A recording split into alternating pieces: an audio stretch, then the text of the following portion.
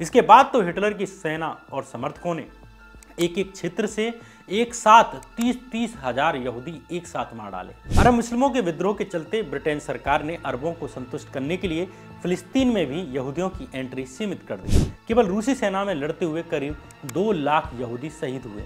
ऐसे समझो कि पूरी यहूदी कौम ही सैनिक बनकर द्वितीय विश्व युद्ध में उतरी हुई थी, जिसका लक्ष्य था युद्ध बाद एक अलग देश और कैसे भी करके हिटलर को हराना। ब्रिटेन को डर था कि कहीं फिलिस्तीन का पार्टीशन करने के कारण ब्रिटेन और अरब देशों के संबंध खराब ना हो जाएं। और इसी दिन वर्ल्ड ज़ियोनिस्ट ऑर्गेनाइजेशन के नेता डेविड बेन गुरियन ने इजराइल देश की स्वतंत्रता की घोषणा कर दी। अगले दिन अखबारों की हेडलाइन बनी, state of Israel is born.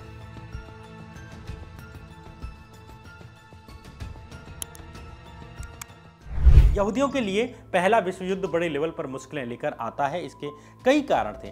एक तो ये कि इत्तेफाक से जिन क्षेत्रों में पहला विश्व युद्ध लड़ा गया उन क्षेत्रों में यहूदी आबादी बसी हुई थी। जैसे ईस्टर्न फ्रंट पर रूस और सेंट्रल पावर्स यानी जर्मनी और ऑस्ट्रिया के बीच युद्ध लड़ा जा रहा था। यहाँ करीब 40 लाख यहूदी रहा करते थे। 1915 आते आते रूस ने ऑस्ट्रियन गैलिसिया क्षेत्र जीत लिया। रूस को हमेशा लगता रहा कि यहाँ रह रहे यहूदी दुश्मनों के साथ मिले हुए हैं। इस कारण रूसी आर्मी ने करीब 6 लाख यहूदियों को ईस्टर्न फ्रंट से भगा दिया। शुरुआत में यहूदी जिस देश में थे उसके जीतने की कामना कर रहे थे, उस देश के प्रति ही वे अपनी आस्था दिखा रहे थे। लेकिन जब रूस में यहूदियों को निर्वासित कर दिया या उन्हें निर्वासित किया जाने लगा तो बहुत से यहूदी चाहने लगे कि जर्मनी के नेतृत्व वाली केंद्रीय शक्तियां ये युद्ध जीतें। फिर भी करीब 5 लाख यहूदी सैनिक रूस की तरफ से युद्ध लड़े भी। दूसरी तरफ जर्मनी की सेना में भी करीब 1 लाख यहूदी थे, लेकिन इसके बावजूद दोनों ही साइड के लोग यहूदियों पर शक करते थे। अमेरिका और ब्रिटेन में भी यहूदी सैनिकों की लॉयल्टी को लेकर शक रहता था, क्योंकि यहूदी लोग रूस के खिलाफ थे और रूस अमेरिका और ब्रिटेन का साथी था।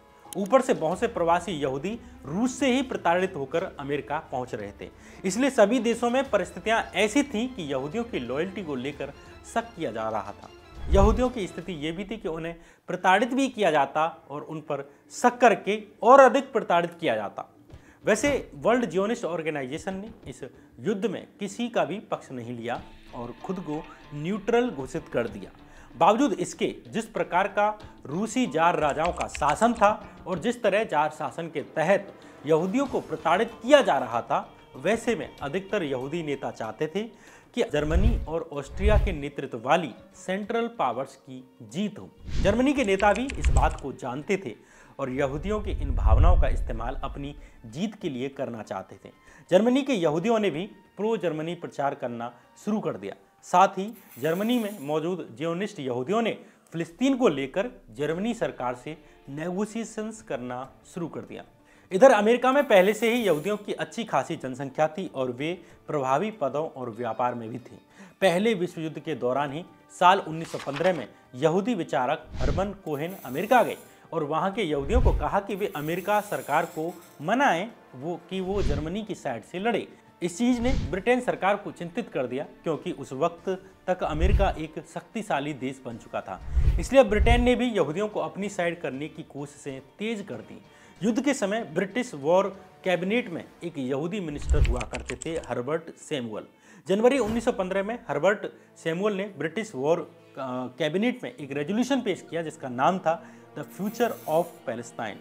इस रेजोल्यूशन में यहूदियों की मांग का समर्थन किया गया। 3 महीने के बाद ब्रिटिश प्रधानमंत्री H.H. एस्क्विथ ने फिलिस्तीन और ओटोमन साम्राज्य को लेकर एक कमेटी का गठन भी कर दिया। इसके बाद 7 फरवरी 1917 के दिन ब्रिटिशर्स और यहूदी नेताओं के बीच एक कॉन्फ्रेंस होती है। अंततः नवंबर 1917 में ब्रिटिश सरकार एक ऐतिहासिक घोषणा करती है जिसका नाम था बाल्फूर घोषणा। इस पत्र में लिखा गया कि ब्रिटिश सरकार फिलिस्तीन में यहूदियों के नेशनल होम मनाने की मांग का समर्थन करती है और इसकी स्थापना के लिए अपनी तरफ से पूरी कोशिशें करेगी। इस घोषणा में यह भी दावा किया गया कि ऐसा भी कुछ नहीं होने दिया जाएगा जिससे फिलिस्तीन के अन्य लोगों के धार्मिक और नागरिक अधिकारों पर खराब प्रभाव पड़े। यहाँ ये बताना भी जरूरी है कि ऐसा नहीं है कि यहूदी लोग तुर्की साम्राज्य के खिलाफ ही थे, बल्कि युद्ध की शुरुआत में ही यहूदियों ने तुर्की सेना की तरफ से लड़ने के लिए ओटोमन साम्राज्य के नेताओं से मुलाकात की थी। लेकिन ओटोमन साम्राज्य का गृह मंत्री अपनी यहूदी विरोधी नीतियों के लिए पहले से ही चर्चित था। ऊपर से उसने प्रथम विश्व युद्ध के दौरान यहूदी प्रवासियों को ही फिलिस्तीन से बाहर धकेलने की नीति शुरू कर दी थी। इस स्थिति में यहूदियों के पास जीवन और मरण का ही विकल्प बचा रह गया। बाल्फोर घोषणा ने अधिकतर यहूदियों को जो पहले तुर्की का साथ देना चाहते थे उनके मन में प्रो ब्रिटिश फीलिंग्स जगा दी। बाल्फोर घोषणा में उन्हें अपनी मुक्ति दिखने लगी। बाल्फोर घोषणा से यहूदी तो खुश थे, लेकिन ऑटोमन साम्राज्य के अंदर रहने वाले अरब नेताओं को इसने नाराज कर दिया। जबकि ये अरब नेता ब्रिटिश के कहने पर ही या कहें कि ब्रिटिश के सपोर्ट से ही तुर्की के ऑटोमन साम्राज्य के खिलाफ आंतरिक विद्रोह कर रहे थे। अरब नेताओं ने बाल्फोर घोषणा को ब्रिटिश साम्राज्य के साथ अपनी अंडरस्टैंडिंग का एक उल्लंघन माना और इसे पीठ में छुरा घोंपने की तरह देखा। इधर वर्ल्ड वॉर के दौरान ऑटोमन साम्राज्य के जफा और तेल अवीव जैसे शहरों से यहूदियों को जमीन खाली करवाना उनसे शुरू कर दिया जाता है। ऑटोमन साम्राज्य में रूस से आने वाले यहूदी प्रवासियों को एक दुश्मन की तरह कंसीडर किया जाने लगा, क्योंकि रूस ब्रिटेन और अन्य मित्र देशों की तरफ से लड़ रहा था। जियोनिस्ट यहूदियों के झंडे पर बैन लगा दिया जाता है और बहुत से प्रवासी यहूदियों और जियोनिस्ट नेताओं को ऑटोमन साम्राज्य छोड़ने को कह दिया जाता है, और इन्हीं में से एक थे डेविड बेन गुरियन, जो आगे चलकर इजराइल के पहले प्रधानमंत्री बनते हैं। ऑटोमन साम्राज्य ने जासूसी करने के बहाने सैकड़ों आम यहूदियों को जेलों में डाल दिया। इधर 7 नवंबर 1917 के दिन ब्रिटिश सेना गजा में घुस जाती है। 16 नवंबर को जफा शहर पर नियंत्रण पा लिया जाता है और अंततः 11 दिसंबर 1917 के दिन ब्रिटिश सेना के जनरल एलन बाई जेरूसलम शहर में अपनी सेना लेकर घुस जाते हैं। इस तरह पवित्र जेरूसलम शहर पर 1516 ईस्वी से ही चला आ रहा ऑटोमन साम्राज्य का राज 11 दिसंबर 1917 के दिन खत्म हो जाता है। इस लड़ाई में ब्रिटिश सेना में यहूदियों की भी 2 बटालियन थी। जेरूसलम पर ब्रिटेन की जीत ने यहूदियों को ऑटोमन साम्राज्य की और अधिक प्रताड़ना से बचा लिया। भुखमरी से हुई मौतों और देश निकालने के कारण जेरूसलम में यहूदियों की संख्या घटकर मात्र 57,000 रह गई, जो 1914 में करीब 85,000 करीब हुआ करती थी। साल 1918 का नवंबर महीना आते आते पहला विश्व युद्ध समाप्त हो जाता है और जीत हुई मित्र सेनाओं की, यानी ब्रिटेन, अमेरिका, फ्रांस, रूस वाले एलाइड कंट्रीज की, और हार हुई जर्मनी और ऑटोमन साम्राज्य वाली केंद्रीय शक्तियों की, यानी सेंट्रल पावर्स की। पहले विश्व युद्ध की समाप्ति के बाद अब बारी थी शांति स्थापित करने की। 10 जनवरी 1920 के दिन विश्व में शांति स्थापित करने के लिए लीग ऑफ नेशंस की स्थापना हुई। यही संस्था आगे चलकर यूनाइटेड नेशंस यानी संयुक्त राष्ट्र संघ बनती है। ऑटोमन साम्राज्य की हार के बाद मित्र राष्ट्रों ने ऑटोमन साम्राज्य का विभाजन कर दिया, उसे बांट दिया। फ्रांस को जिम्मेदारी दी गई सीरिया और लेबनान की, ब्रिटिशर्स को दी गई इराक और फिलिस्तीन की और जॉर्डन की। इसी तरह अन्य भाग अलग अलग किंगडम को दे दिए गए, जैसे अरब वाला क्षेत्र सऊदी अरब के नेताओं को दे दिया गया। चूंकि ब्रिटेन को फिलिस्तीन का मैंडेट दिया गया था, इसलिए अब इस क्षेत्र को मैंडेट फिलिस्तीन के नाम से जाना जाने लगता है। इधर मित्र देशों ने ब्रिटिश सरकार की बाल्फोर घोषणा पर भी ठप्पा लगा दिया। अमेरिकी कांग्रेस ने 30 जून 1922 के दिन बाल्फोर घोषणा पर अपनी सहमति दे दी। इस तरह एक बार फिर 2000 साल बाद इजराइल पूरी दुनिया के नक्शे पर उभर कर आता है। 1917 के दिसंबर महीने में जेरूसलम पर जीत के बाद ही ब्रिटेन ने फिलिस्तीन में आर्मी का शासन लगा दिया था, जिसे अरब मामलों के जानकार सलाहकार चलाया करते थे। दूसरी तरफ प्रथम विश्व युद्ध की समाप्ति के बाद अरब मुस्लिमों में आंदोलन शुरू हो गया। अरब मुस्लिमों की मांग थी कि फिलिस्तीन को साउदर्न सीरिया का हिस्सा बना दिया जाए और इसे लार्जर अरब स्टेट का हिस्सा माना जाए। मार्च 1920 में जेरूसलम में यहूदी विरोधी दंगे छिड़ जाते हैं। अपर गैलीली क्षेत्र में स्थित यहूदियों के सेटलमेंट्स पर हमला करना शुरू कर दिया जाता है। तेल अवीव और अन्य क्षेत्रों में स्थित यहूदियों के सेटलमेंट्स उजाड़ दिए जाते हैं। इधर यूरोप में भी यहूदियों के लिए अभी भी लगभग वैसी ही स्थिति बनी हुई थी जैसे पहले थी। पहले विश्व युद्ध के खत्म होते ही प्रवासी यहूदियों का तीसरा अलैया शुरू हो जाता है। तीसरा अलैया 1919 से चलकर 1923 तक चलता है। इस बार यहूदियों द्वारा फिलिस्तीन प्रवास करने के कई कारण रहे। पहला, बाल्फोर घोषणा। दूसरा, साल 1917 में रूस में हुई अक्टूबर क्रांति, जो 1923 तक चलती है। इसके अलावा ईस्टर्न यूरोप में फिर यहूदियों के खिलाफ यहूदी विरोधी नरसंहार शुरू हो जाते हैं। इस कारण तीसरे अलैया में 35 से 40 हजार करीब यहूदी फिलिस्तीन पहुंचते हैं।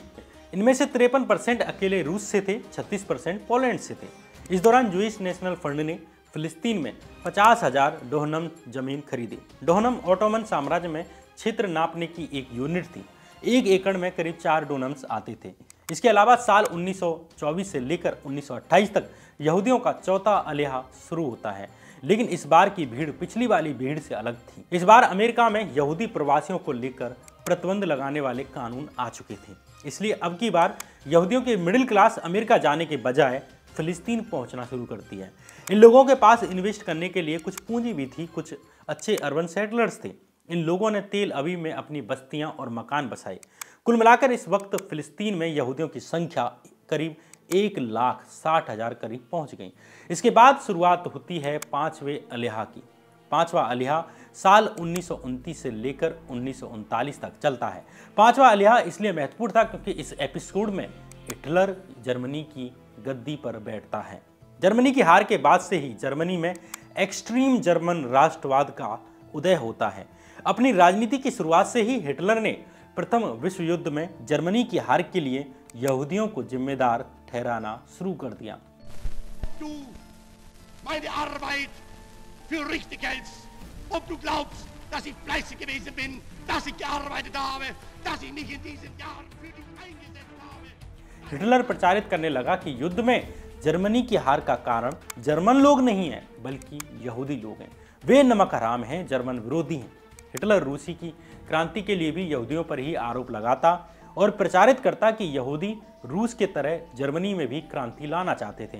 हिटलर ने जर्मनी की आर्थिक स्थिति से लेकर हर समस्या के लिए यहूदियों को आरोपी ठहराना शुरू कर दिया। इस तरह के यहूदी विरोधी भाषण देकर अंततः हिटलर जर्मनी में सबसे बड़ा नेता बन जाता है और साल 1933 आते आते जर्मनी का चांसलर भी बन जाता है। शुरुआत में हिटलर ने ऐसी नीतियां बनाई कि यहूदियों के लिए जीना मुश्किल हो जाए और वे देश छोड़कर चले जाएं। जैसे सत्ता में आते ही हिटलर ने यहूदियों को सिविल सर्विस नौकरियों से निकाल दिया। बाद में यहूदी बच्चों को भी स्कूलों से निकाल दिया गया। 1933 में ही हिटलर की नाजी पार्टी ने यहूदी दुकानदारों से सामान खरीदने का बहिष्कार शुरू कर दिया। नाजी पार्टी के लोग सड़कों पर इस प्रकार की होर्डिंग लेकर खड़े हो जाते थे जिन पर लिखा होता था, Germans defend yourselves, don't buy from Jews. जल्द ही हिटलर की नाजी पार्टी के राज में पूरे जर्मनी में यहूदियों पर हमले शुरू हो जाते हैं। साल 1935 में न्यूरमबर्ग लॉज के तहत यहूदियों और जर्मन महिलाओं के बीच या जर्मन पुरुषों के बीच संबंधों पर रोक लगा दी जाती है। यहूदियों को ऐसी नस्ल घोषित कर दिया जाता है जिनसे संबंध बनाना अपराध था। हिटलर ने भाषण दिए कि यहूदियों का संपूर्ण खात्मा ही जर्मनी की समस्याओं का समाधान है। जर्मनी में कंसंट्रेशन कैंप्स बनाए जाने शुरू हो जाते हैं। 9 नवंबर 1938 के दिन तो नाजी पार्टी के कार्यकर्ता यहूदियों पर ही टूट पड़ते हैं। इस घटना को क्रिस्टोलंस्ट नरसंहार के रूप में जाना जाता है। इस घटना में करीब 100 यहूदी मार दिए गए। करीब 30,000 यहूदी अरेस्ट करके कंसंट्रेशन कैंपों की जेलों में डाल दिए जाते हैं। यहूदियों पर हो रही घटनाओं के बीच आनन फानन में यहूदी लोग फिलिस्तीन के लिए प्रवास करने लगते हैं।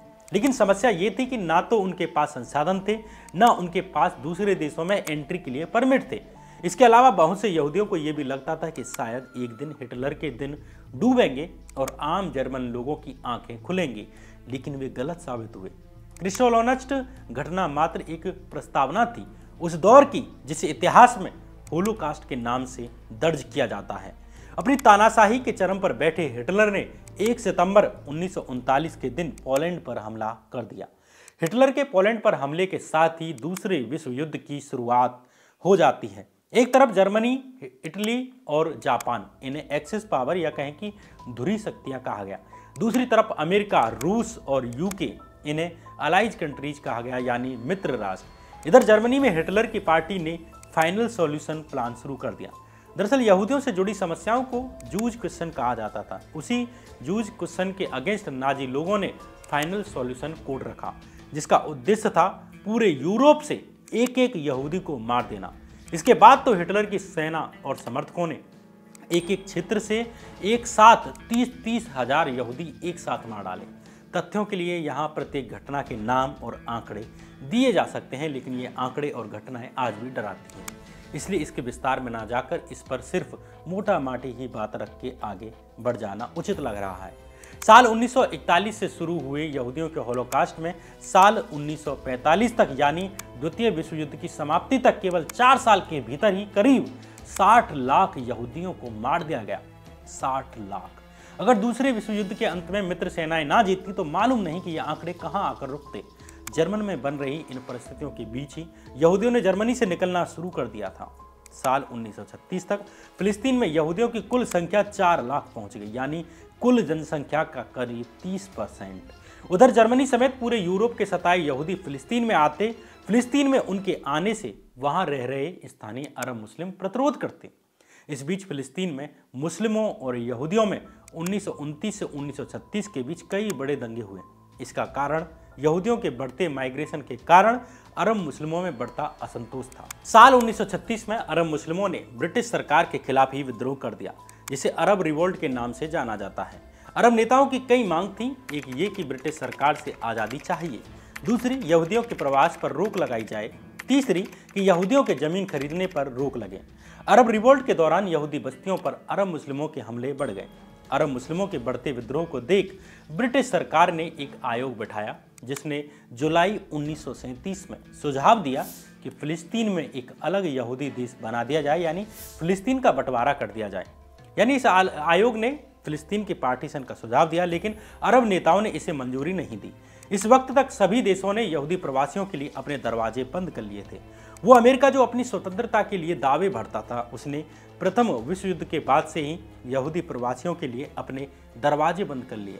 पहले यहूदियों के पास अलग अलग देशों में बसने का विकल्प रहता था, लेकिन जैसे जैसे नेशनलिज्म के चलते बड़े बड़े साम्राज्यों में से छोटे छोटे देश स्वतंत्र होते चले गए या राष्ट्रवादी आंदोलन चलने लगे, वैसे वैसे यहूदियों के लिए उनके देश के दरवाजे बंद होते चले जाते हैं। उनके पास सिर्फ एक ही विकल्प था, वो था फिलिस्तीन।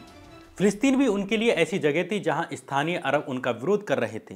अरब मुस्लिमों के विद्रोह के चलते ब्रिटेन सरकार ने अरबों को संतुष्ट करने के लिए फिलिस्तीन में भी यहूदियों की एंट्री सीमित कर दी।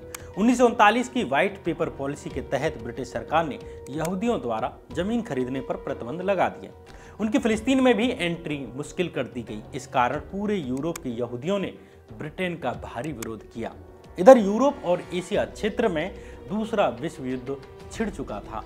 ब्रिटेन के साथ चल रही तल्खियों के बीच भी यहूदी ब्रिटेन की तरफ से सेना में भर्ती हुए, इस उम्मीद में कि शायद इस बार उनके साथ न्याय हो और उन्हें पूर्ण आज़ादी मिल जाए। ब्रिटिश सेना में यहूदियों के शामिल होने का दूसरा कारण ये भी था कि उन्हें किसी भी हाल में हिटलर की और जर्मनी की जीत नहीं देखनी थी, जो यहूदियों पर एक बड़ी त्रासदी बनकर आती। ये युद्ध यहूदियों के लिए भी उनके अस्तित्व का निर्धारण करने वाला युद्ध था। इस कारण करीब 30,000 पैलेस्टीन जूइस ब्रिटिश सेना में भर्ती होते हैं। मित्र राष्ट्रों की सेना में भी करीब 15 लाख यहूदी अलग अलग क्षेत्रों में भर्ती हुए, मुख्यतः रूस और अमेरिका की सेना में। केवल रूसी सेना में लड़ते हुए करीब 2 लाख यहूदी शहीद हुए।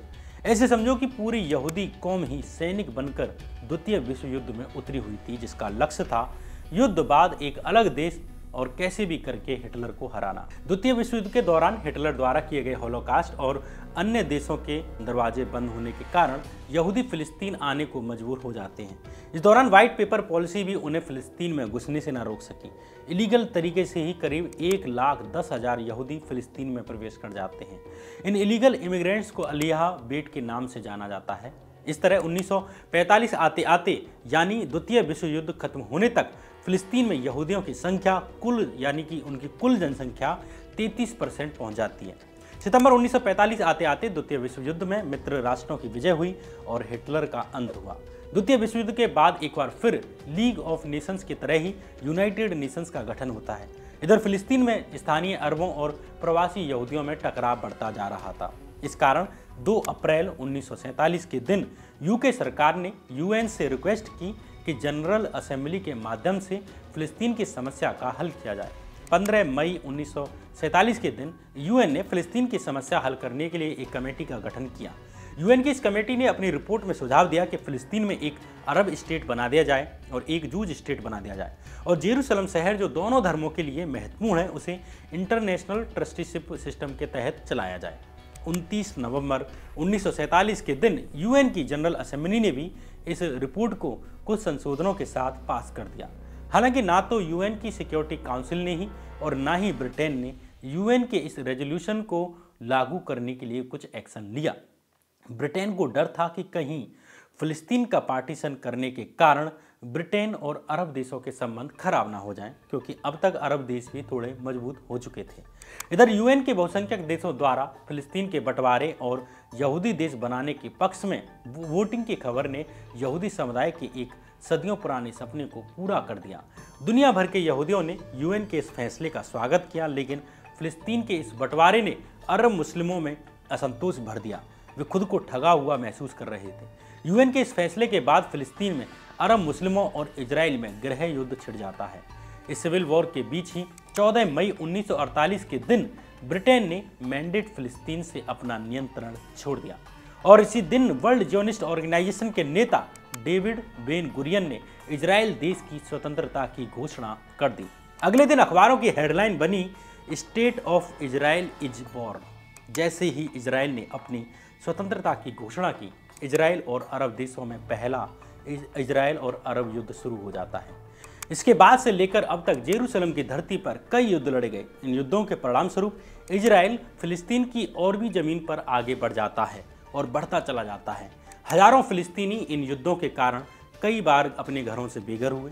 जो कभी फिलिस्तीन की धरती पर बहुसंख्यक हुआ करते थे, वे 10 किलोमीटर से भी कम चौड़े क्षेत्र गाजा पट्टी में सिमट कर रह गए। आज के फिलिस्तीन और आज के इजराइल में जमीन आसमान का अंतर है। जो कल तक पीड़ित थे, वे ही अब दूसरी भूमिका में आ गए, और जो फिलिस्तीनी सदियों से जिस भूमि पर रहते हुए आ रहे थे, वे अपने ही घर में बेघर हो जाते हैं। इजराइल और फिलिस्तीन विवाद को अक्सर एक ही नज़र से देखा जाता है। एक वे जो इजराइल का खुलकर समर्थन करते हैं और एक वे जो इजराइल को कंप्लीटली एक इलीगल स्टेट मानते हैं। यहाँ मुझे एक लाइन याद आ रही है जो किसी ने इस मामले पर कही, जिसके मूल लेखक के नाम के बारे में मुझे अभी याद नहीं है। उस लेखक ने लिखा कि इजराइल को दो तरह से देखा जाता है, एक ये कि ये यहूदियों के लिए आज़ादी है, और एक ये कि ये साम्राज्यवाद है और किसी दूसरे की ज़मीन घेरना है। वैसे ये असल में दोनों हैं। यहूदियों को जो बार बार अपनी पहचान के कारण अलग अलग देशों में लगातार प्रताड़ित हो रहे थे, उन्हें अपना देश मिल गया। इस लिहाज से इजराइल यहूदियों के लिए आज़ादी है। वहीं फिलिस्तीन जो इस ज़मीन पर सदियों से रहते हुए आ रहे थे, जिनका अपना कोई निजी अपराध नहीं था, वे इन युद्धों में बिना अपराध किए ही पिस गए। एक तरफ इजरायलियों के लिए आज़ादी हासिल हुई, तो दूसरी तरफ फिलिस्तीनियों की अपनी छत, अपने खेत उजड़ गए। बहरहाल फिलिस्तीन और इजराइल विवाद का ये दूसरा एपिसोड था। पहले एपिसोड में इजराइल फिलिस्तीन के इतिहास को बहुत ही विस्तार से मैंने डिस्कस किया है, जिसे आप मेरे यूट्यूब पर देख सकते हैं। उसकी लिंक आपको नीचे मिल जाएगी, जो ईसा से 3000 साल पहले से शुरू होकर 1880 तक के इजराइल की कहानी कहता है। दूसरा एपिसोड 1880 से लेकर 1948 तक की कहानी कहता है, और तीसरा एपिसोड में हम जानेंगे कि इजराइल की आज़ादी से लेकर वर्तमान युद्ध तक की कहानी। ये कहानी फिलहाल यहीं तक। अगर आप पहली बार इस चैनल पर आए हैं तो आपने मेहनत देखी ही होगी। आप अगर इस वीडियो को लाइक करेंगे या चैनल सब्सक्राइब कर देंगे तो हम इसे अपने सपोर्ट की तरह लेंगे, जिसमें आपके सिर्फ 5 सेकंड लगेंगे, लेकिन हमारे लिए ये बेहद इम्पोर्टेंट है। तब तक के लिए बने रहिए इसी चैनल पर। नमस्कार।